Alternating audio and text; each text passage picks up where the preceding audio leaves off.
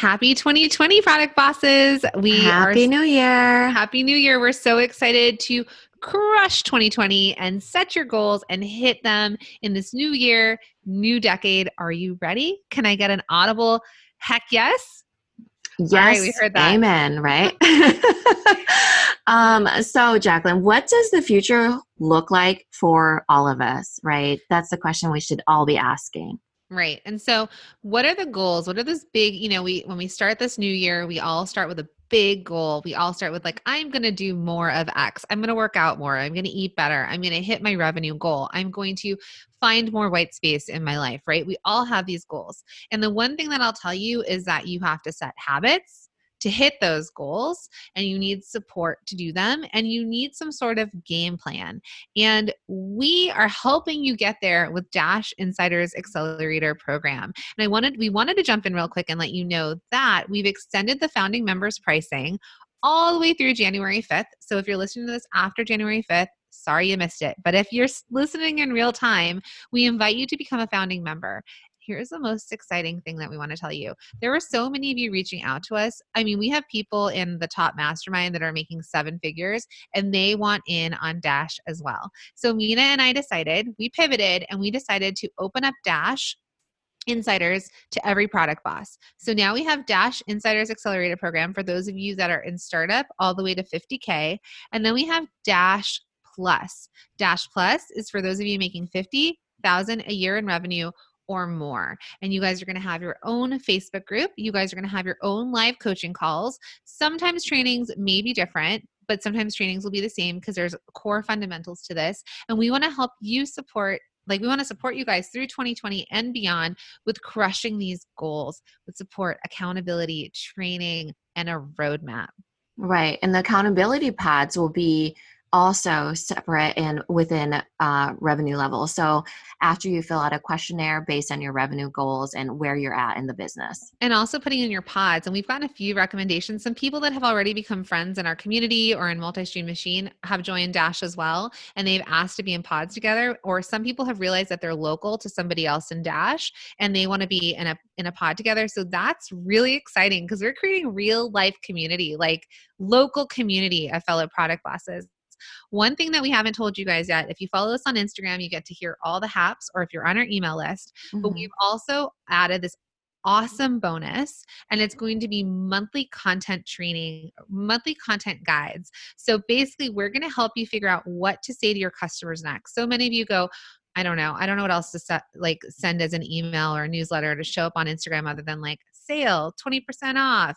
And so we've created these super in-depth content guides offering you prompts on what to speak to them about, how to talk about your product. We're also going to help you come up with some emails with like email templates on what to email to your customers in between the sale or the discount. Any questions at all? Head over to the Product Boss on Instagram. Send us a DM. Mina and I are always in there, and we are happy to answer any questions you might have.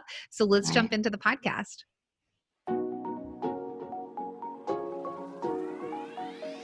Welcome to the Product Boss Podcast, where we help product-based businesses grow their sales and improve their strategies. Hey everyone, I want to introduce you to my co-host and biz bestie, Mina Kunlo-Sitep, an Amazon guru that has built a multi-6-figure product-based business. And introducing the other half of the Product Boss, Jacqueline Snyder. She has helped launch and grow over 500 fashion apparel and accessory brands, even one of her own. And together, we share our inventory of secret weapons that will help you dig deep and do the work it takes. Are you ready? Let's build together. Hey, everybody, and welcome to another episode of the Product Boss Podcast. I'm your host, Jacqueline Snyder, with my New Year co-host, Mina Kunlo-Sitep. Hey, Mina. Hey, Jacqueline. First, we want to wish you all a happy new year. It is 2020. It is the beginning of a new decade, and we are so excited at what's to come. Our business is growing faster than we could have ever imagined. We have this new group forming in Dash Insiders. We are just so excited for 2020. And we hope that you feel that same passion and energy going into the new year on how you're going to crush your goals this year, and we want to support you in that. Yeah, this is the 2020 version of ourselves, of our businesses, of our lives. We want to just really set some goals and really some intentions for this, starting the new decade and the new year off right. Yeah. So we're going to help you set your goals for 2020. First, I just want to tell you all that we still have a couple days left to join the DASH Insiders Accelerator program. That is where Mina and I are actually going to be holding a workshop to help our DASH Insiders plan out 2020 and plan out their first 90 days. So quarter one of 2020. Now, let me tell you something really fast. It's hard for a small business to fully plan out every quarter of the year. We're not asking you to do that. We want to help you plan out those first 90 days. How are you going to grow your business? And so if you're interested in finding community, accountability, support, trainings, coaching from Mina and myself, we invite you to join DASH Insiders Accelerator program by heading over to theproductboss.com/dash. That's DASH. All right. So things to do after the new year. Right now, you guys are going to set your goals for 2020. We know that the holiday season was super busy and product people are really starting to plan in January. So we believe that we've asked the question in the communities, and one of the biggest things, the number one thing that people have as a goal for 2020 is to increase their revenue. Right. This is the thing with most goals for business, right, is to increase the revenue. I would like to say it should probably be increased profit rather than revenue. But we get it, right? Increase revenue, that's because the bottom line is really what makes it worth putting all those efforts in. And revenue goals are really easy to run towards, right? We have the 6-figure mark. We have the 7-figure mark. Let's say it's, it's nice round numbers to go towards. And it's easy for us to know if we hit them or not. Absolutely. So if your goal is to increase your revenue, you want to plan out how are you going to increase your revenue? What do you have to sell? Where do you have to show up to sell? What do you need to do to increase that? And I love that Mina said profits, because you could be selling $500,000 worth of products, but if your profits are not there, if you're not paying yourself a salary, if you are not having the correct margins, then you're making a number, but you're not running a profitable business. And that is something that we really want to support you in running a profitable business. Right. Another goal I'd like to add on is pay yourself. Yes. Find what you can do, whether you're just taking an owner's draw or you're able to put yourself on salary. If you're going to increase your revenue, you're going to find more profits. And those profits, you should be also paying yourself as a business owner. Right, because increasing revenue is really synonymous with all of us with increasing sales, right? We're thinking, I just need to make more sales. But how can you really think about it in a different way? How can you raise the price point? How can you sell this particular unit that you could bring down the cost because you increased your production of it? So when we're thinking about revenue as a whole, how are you going to do that? And in a way that you are not burning yourself to the ground with exhaustion. Which is part of our words of the year this year. For us, it's sort of a little bit finding balance. So find your, that word of the year in exhaustion and burning yourself out. Now we know that there's times that you're going to be super busy, like we're all coming out of the holidays and it's been incredibly busy, which is amazing for a lot of you.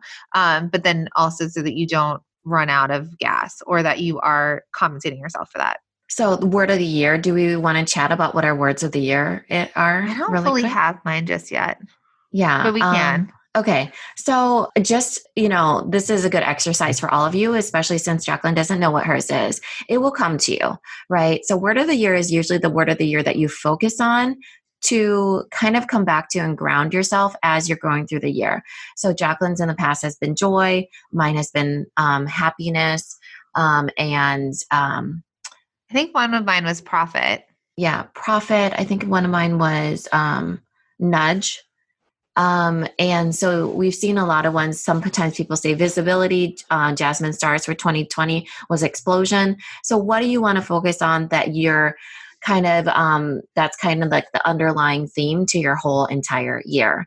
So for this coming year, I kind of have, it's one word because it has dashes in it in my mind, but mine is ebb and flow.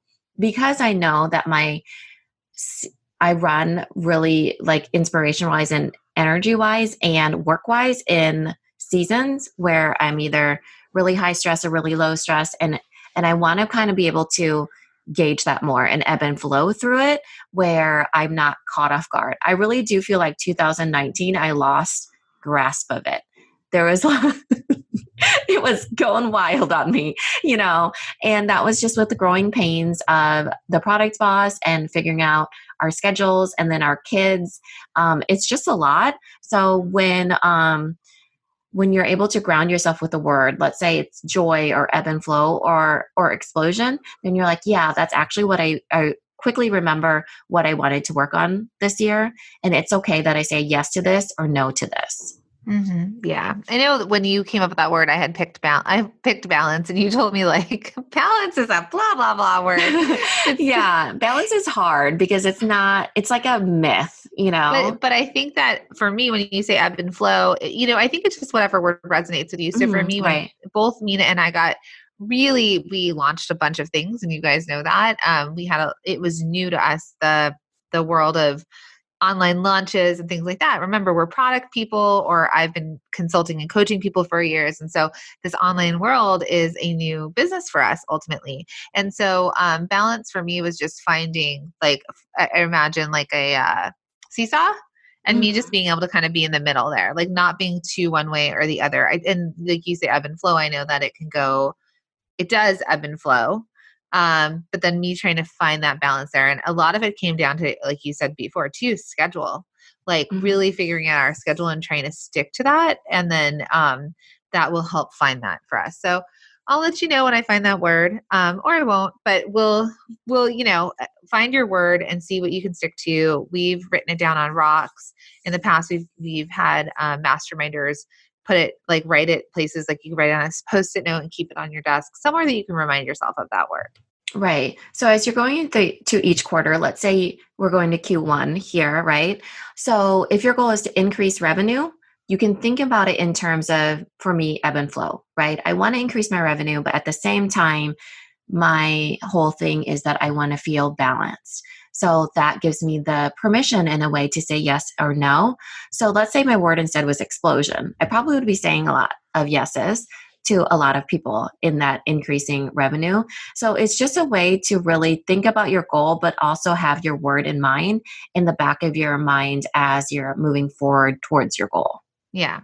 So let's move into number 2 for setting your goals. A lot of times people will say that their goal is like increasing their visibility or reaching more people. Some people have said that they want to grow their fan base. Maybe you want to grow your followers, your customer base, whatever that word is for you, it's increasing your visibility. So how are people finding you? Are you going to lean into ads this year? Are you going to show up on more platforms? How are you going to increase your visibility so that people find you, follow you, become true customers with you? Right. And oftentimes we call this traffic too, right? So one of your goals might be to increase your traffic to your website by building your SEO. That is an example of a visibility goal, but with the project task of building blog posts that increase SEO based off of keywords. So it's really thinking about where your visibility is coming into. It could be visibility from different platforms, right? It could be speaking in front of audiences, and not only is it increasing your visibility, but it's reinforcing your expertise. We saw this with some of our brands that are CBD owners, right? That one of our clients, she also speaks on CBD, but also owns a CBD brand, right? She's increasing her visibility, but at the same time, she is reinforcing her expertise and her thought leadership in the CBD industry. So there are lots of goals with, added benefits, but really thinking about what your ultimate goal is. And in this case, it's increasing visibility. Right. And I mean, a lot of you will say, I want to get more followers on Instagram, and that's something that we're leaning into in Dash, is that where are your customers? Like, where are you showing up? So some people, Instagram is the place to be. Some people, it may not be. So we also want you to get really clear on that visibility. So is that visibility in person, being at more events? Is it that if you do continue to show up on Instagram and you work that algorithm that you're going to find people and you're going to convert those people to, fans and eventually customers. So you have to think about visibility in a multiple amount of ways and how that is appropriate for your business. Cause like I said, it's like reaching more people. And is that goal also to increase your revenue, to increase your sales? Like by building like this fan base or by finding more people that know about your brand, what is the end goal again, like Mina said? So that's a huge goal for people. And we also say building your email list. How are you going to grow that? So if your visibility are newsletters that show up in people's inboxes once a week, that is something that you want to consider doing. Right. And so the next goal that we hear a lot about is cleaning up systems in your business.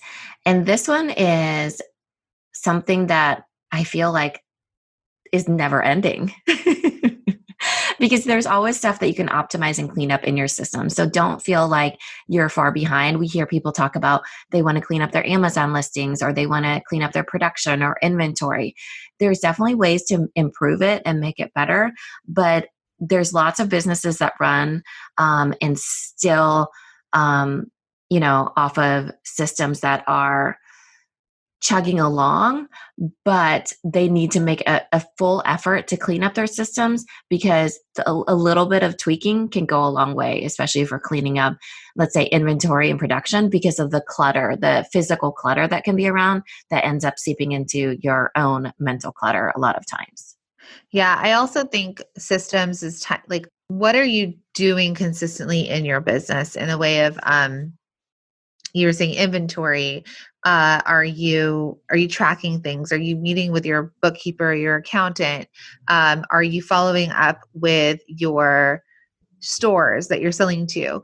So there's some systems there where you would put in a system of, every quarter we send out certain newsletters to our stores that we're selling wholesale to, and we follow up with them a week later. So a lot of these systems are also standard operating procedures. They're habits that you'll incorporate into your business.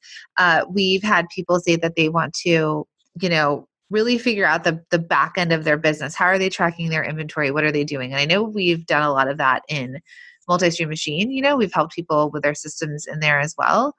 And it's been amazing. Right. And it's really helped them to streamline things.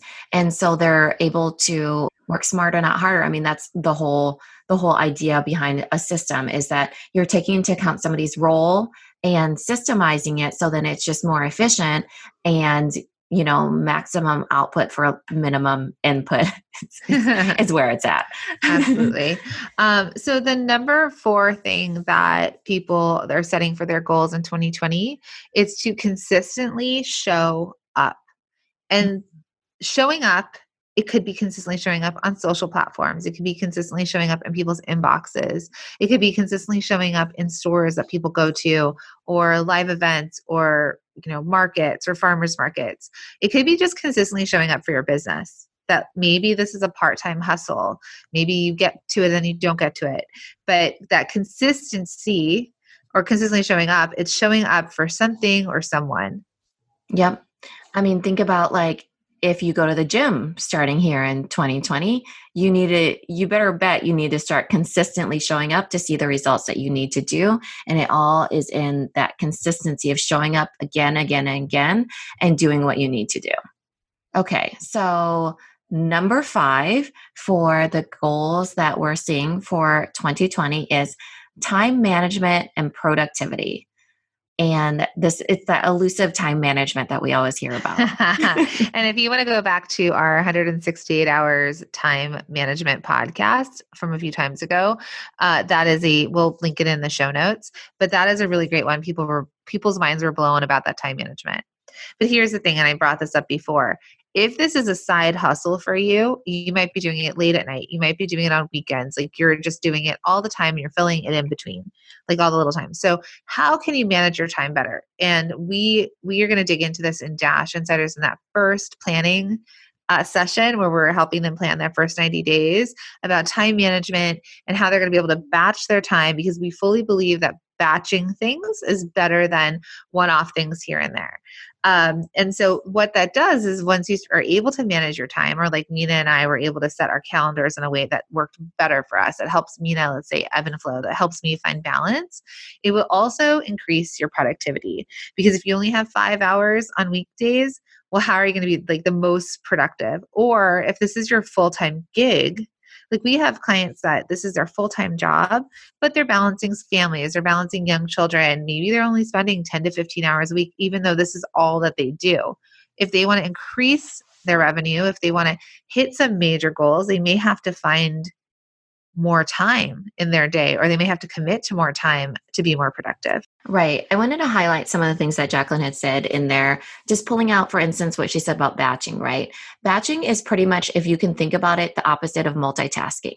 So that's the reason why productivity is increased, is because you're doing the same, just one thing, and you're doing it in a bulk or bigger capacity, right?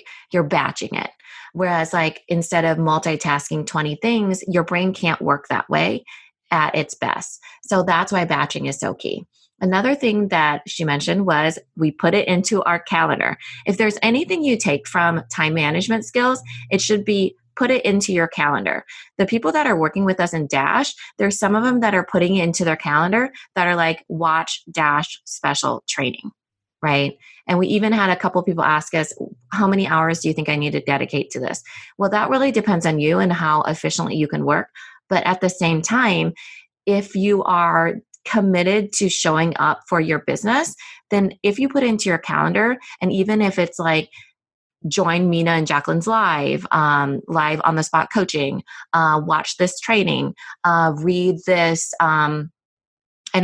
read this book or whatever. There's lots of things that calendar based that you can force yourself to do because you manage your time and set time aside for it. Yeah, you have to commit to yourself. Like you can listen to as many podcast episodes as you want. You can watch YouTube videos, you can read all the books in the world, but it really is about you creating that commitment to yourself and following through on your word on that. So the calendar, you said it and I got this like rumble in my chest because my husband and I fight about the calendar. He's like, well, we're going to blah, blah, blah. And I'm like, is it in the calendar? Because I live and die by my calendar, because my other business, I consult and coach people and I have one-on-one meetings. There's a lot of time. Mina and I mastermind. We have our meetings with our masterminders. We actually have built-in breaks between those where we know that break is the time for us to eat, and like potentially sometimes we'll walk and talk as we're kind of in between calls. We've built in, we have our times that are cut off for times that we have to go get our kids, and we know that.